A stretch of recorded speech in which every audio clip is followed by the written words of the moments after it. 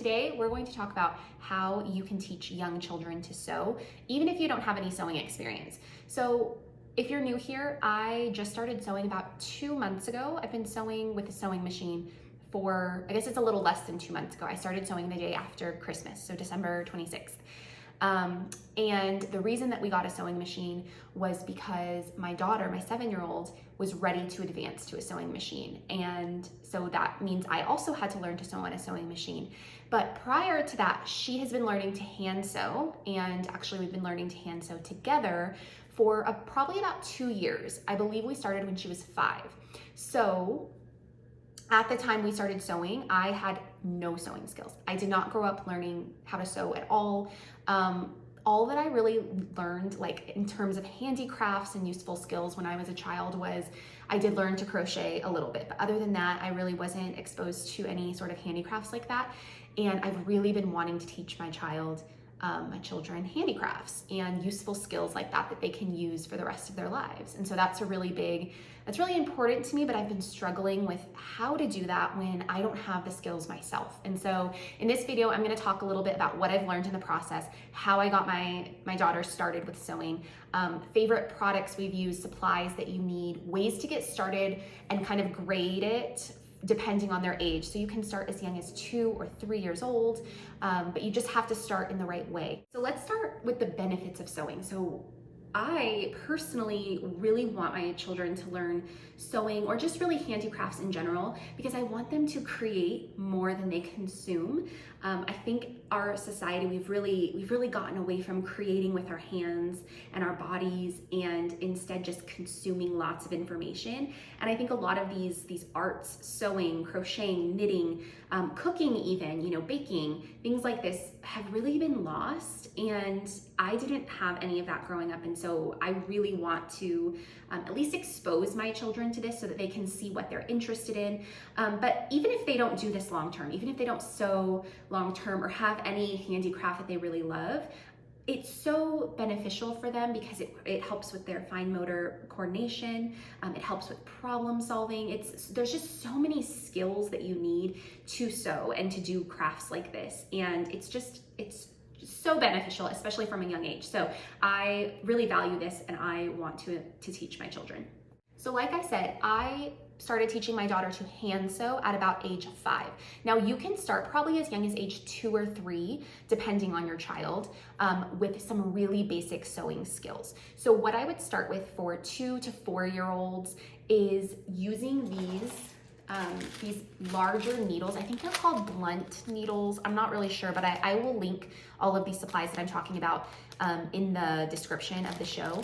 But these are like really fat, thick needles. These ones are plastic. So these are not to really be used with regular fabric like this. I mean, you could, but they just make really big holes. But these are really nice for a few things. One, they don't hurt, okay? So this is really good for little kids who you want to start teaching basic sewing skills to, because you don't have to worry about them stabbing themselves. They're not super sharp. The other really good thing, the thing they're really good for is that you can have them start practicing how to thread the needle, because it's a bigger eye of the needle, so it's not as tricky for little kids as if they're trying to thread this tiny little piece of thread into this tiny little head of the needle. Even I struggle with that still as an adult. So this is a really good tool to practice a couple of key skills. And I would start with these key skills when you're starting to teach your child to sew. Start with threading the needle using one of these. So show them how to thread the needle, and then teach them how to tie a knot. So when you thread the needle, you have to tie a knot at the end. So if they know those 2 skills, they can get started sewing. And so that is what I would start with first. Now, once your child has mastered tying a knot and threading the needle, they can move on to actually practicing some basic sewing stitches.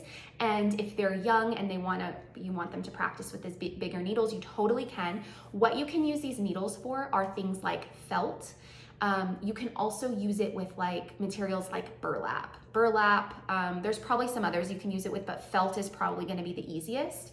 So you can do really simple projects with burlap or felt. You can cut out like an animals shaped like, or felt shaped like animals two, and then you can sew them together with like yarn. And you won't use tiny thread with this needle, you'll use yarn for this. And you can start having them practice a straight stitch, which is just like a basic stitch. And then also a whip stitch is really important for them to learn. So a whip stitch is one that you go like around the edge. And that's really good for like closing off fabrics, you know, like if something's gonna fray or you know, something like that. So those, you can get started with simple projects using felt for the younger kiddos. Even older kiddos, I mean, that's great. If you start at 5 or 6, they can still start with these bigger needles until they kind of get the hang of some of those basic sewing skills, and then they can advance on to a regular needle. Another thing that I love for little kids is like kits. There are so many different kits that can help kids learn how to sew. So one of the ones we really like is this sewing kit, and this is felt. This is literally what I was talking about.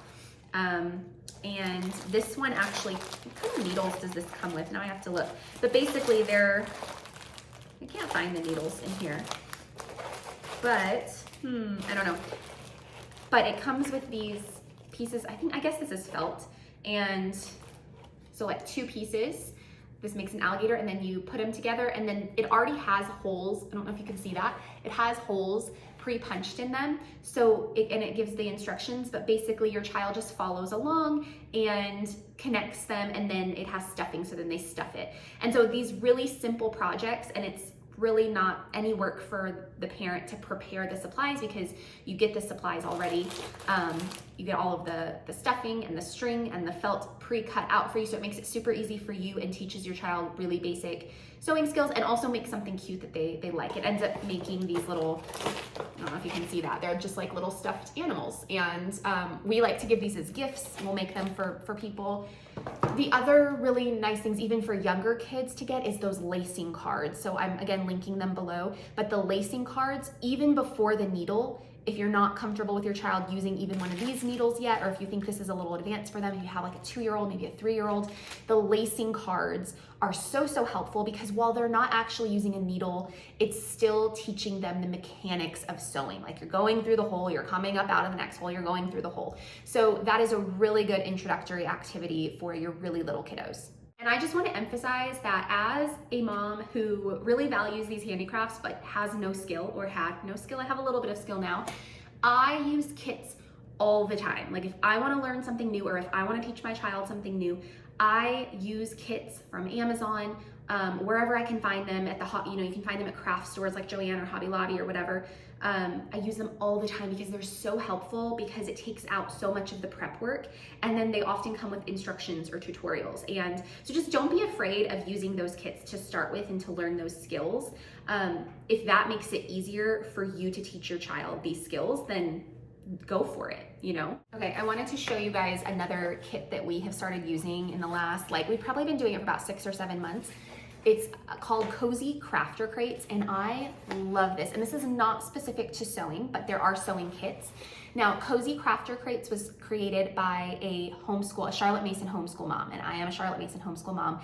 And if you are familiar with the Charlotte Mason philosophy, the Charlotte Mason method, she does emphasize the importance of handicrafts, and that is a part, or it is supposed to be a part of our homeschooling curriculum, and it's one of the reasons why I value this so much and why I want to instill this and incorporate this with my children. So this homeschool mom created this kit. It's like a subscription kit, and it comes every month, and she basically provides you with a different handicraft every month and a different a project that you're making that teaches your child the handicraft. And she gives you instructions, written instructions, and a video tutorial that you can watch. And so this is just the only one that we have right now. We did this one for February because it was a beaded heart keychain. So it was beadwork. And we still have a couple of beads to make. So I think she sent there were 4 or 5 or 6 little beads, little keychains to make with different colors. So she sends you all of the materials that you need, the instructions, and then there's a video tutorial. And it has been so nice because it's hard to find, in my experience, it's been hard to find subscription kits that are not just like arts and crafts. Like I don't really care about, sounds bad, but I don't really care about arts and crafts. cutting things out of construction paper and gluing and coloring. Like if my kids want to do that, fine, but I really want to teach them handicrafts. And so this is the only subscription kit that I found like this that fits exactly what I was looking for, because I was looking for a kit like this for a while that actually teaches handicrafts. So handicrafts that we've done in the past months, like 6 months, 7 months, sewing. We did have a sewing one. We've done macrame, we've done cross stitch, we've done embroidery, and then beadwork, and there's probably a couple that I'm missing, but yes, so it's a different handicraft each month, and it's just been really fun. My daughter really loves it. I added on one for my 4-year-old as well, and he's been able to do it with help from me. So I will link this, and I might have a discount code to go along with it. I don't know if it's expired, but I'll check on that. But Cozy Crafter Crates, I would highly recommend this if you are like me and you want your child to be exposed to different types of handicrafts, but you have like no skill. Highly recommend it. Now we're moving on, and your child has mastered the skills of threading a needle and tying a knot. If your child is old enough that you think this is appropriate and safe for them, again, I think I started my daughter when she was about 5 using real sewing needles. You can start working on those skills and translating those skills over to a real needle. So this is actually, we have real needle. I don't need to show you a real needle. You probably know what it looks like, but they're much smaller. So work on those skills with a real needle. I also highly, highly recommend, if you struggle to thread the needle, the small, like the real needle, this, I actually can't remember the name of this. It's probably called a needle threader. This is a needle threader, something like, I don't know what it's called, but it helps you thread the needle. And this was so helpful when we first started, because like I said, I was learning with my daughter. And when we started hand sewing with real needles, I wanted to scream. I wanted to scream every time, because my daughter was struggling threading the needle, and then she would ask me to do it, and I couldn't do it either. And I would get so frustrated, and I just hated it. And I said, I don't ever want to sew again. It has gotten so much easier now that we're using the sewing machine. I don't really struggle to thread the needle, so I don't know if it's easier on the sewing. I really don't know. I don't know if I just needed more practice. But this thing helped so much when we were struggling to thread needles, because it basically like does it for you. It's like just a tool that helps you thread it without having to like, squint and stick it through the little hole. So I would highly recommend getting one of these and teaching your child to use it. But now we can usually thread the needle without it. So if you're starting off, that might be something you need, or if you have like poor vision or, whatever, that could be really, really helpful for you. So other things you need, like this was our, this is our sewing kit. Like this is what my daughter started with. We got my mother-in-law, who is a seamstress, donated some little spools of thread and some little needles. I ended up adding on the needle threader. This is trash that we need to throw away, but like little pieces of yarn and thread, some little scissors, more needles. So that's really all we had. And then some scrap fabric. So scrap fabric, you can get just cheap quilting cotton from a craft store. You can ask for donations from people. Like a lot of people, if they sew, they have scrap fabric laying around that they might be willing to donate to if you tell them you're trying to teach your child to learn.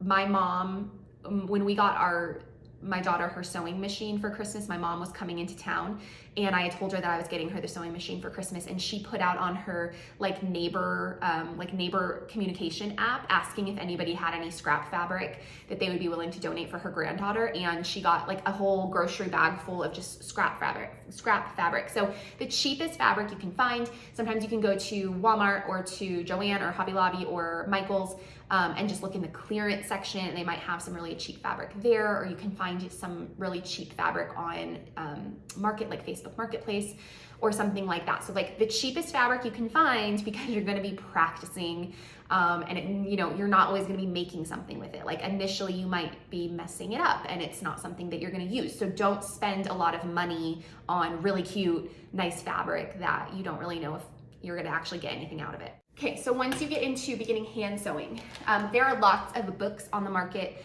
for kids and sewing, and so you can find one of those. This is the one that we have. It's called Sewing School, 21 Sewing Projects Kids Will Love to Make, and we love this one. You can see that it has been used a lot. It comes with patterns. These are all patterns that have been cut out and torn out and not folded nicely to close it, but we use them all the time. It has a bunch of really cool projects in it. We've made tons of stuff in here. It also teaches the basic stitches. So how to sew a whip stitch. It teaches how to thread the needle and tie the knot. And then it goes into the projects. So we have really cool things like a tote bag that like cinches at the top. I think there's a pillow pattern in here. There's like little stuffed animals, little wallets, and this is mostly hand sewing stuff. So this one's really good for hand sewing. There is an option, I think, for a couple of these to use a sewing machine, but I would say this book is more geared towards beginner hand sewing, and I would really recommend it. Some of the first projects that we started on, super easy stuff. You can make bags, you can make bookmarks. Before that, actually, rewind, just have your child practice on a scrap piece of fabric or sewing two scrap pieces of fabric together, doing a simple straight stitch, doing a whip stitch, making sure they can like use the needle once they've threaded the needle and tied the knot, okay? So then after that, you can make simple things like bookmarks are super easy. Tote bags, like rectangle tote bags that you're just connecting and then putting a piece of string on. This was one of the first projects my daughter made when she started hand sewing, and we actually need to finish it because it's kind of coming undone here, but that's okay. This is one of her first projects. She went and picked out some really cheap quilting cotton at the store. We got some filler. I don't even know what that's called. I forgot what it's called, but we got a bag of filler, and then we made pillows. And she made like 3 or 4 of these to start with and loved them, okay? So super simple projects that just require not a lot of work, cutting out rectangles, sewing pieces together, and then you can move on to projects from here that maybe require a little bit more effort in that you're cutting out a pattern, teaching your child how to cut out the pattern. Depending on their age, you might have to do a lot of that, like a lot of the cutting out the pattern until they're kind of developmentally able to do that on their own. But I also think that when you're teaching your kids to sew, at least the philosophy that I take is I help my daughter when she asks me for help, but I also want her to be able to try it on her own and not be afraid to mess it up, because you learn so much from the mistakes you make. And so like if I see that she's doing something wrong, now at the age of 7, I usually don't say anything until it's like time to correct the mistake and she realizes that there was a mistake made, because that's how you learn. Like I make mistakes all the time when I'm sewing, and that's how I learn. So I think that's really important to just remember to, I mean, depending on their age, you have to probably intervene a little bit. You probably have to be a little bit more hands-on if you have a younger child, but also knowing kind of when to just let them do it and let them learn from their mistakes, I think is really important. Okay, so hand sewing. You can really make so much with hand sewing. It just takes longer. And so once your child gets to the point where they're hand sewing really well and they want to maybe make things quicker, and then thus they can make more complicated things, then they might be ready to move on to a sewing machine. Now, I felt like my daughter was ready for a sewing machine at age 7. I think some other people recommend like 8. I think it really just depends on your child. I would say probably 6, 7, 8. Depending on your individual child, they might be ready for a sewing machine, but I would definitely make sure you start with hand sewing first. So my daughter was hand sewing for about 2 years, on and off. I mean, we weren't doing it like every day or even every week, but about 2 years total before we moved on to the sewing machine. Okay, so now moving on to the sewing machine, once you've gotten past the hand sewing stage, is pretty basic at this point because they should already know the basics of sewing. They know hand sewing, they know the basic stitches. Of course, there's different stitches on the sewing machine. Now, for starting with the sewing machine, we got this book. And again, all of this is linked in the description, but this one is called Sewing Machine Basics for Children. And there are others, but I looked at a few different ones, and this was the one that I liked the best.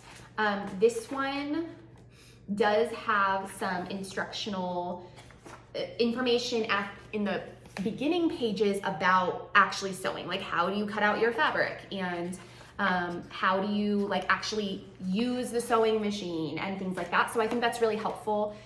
And then it has some really cool, it's just really cool projects, and it's ranked from like beginner to advanced.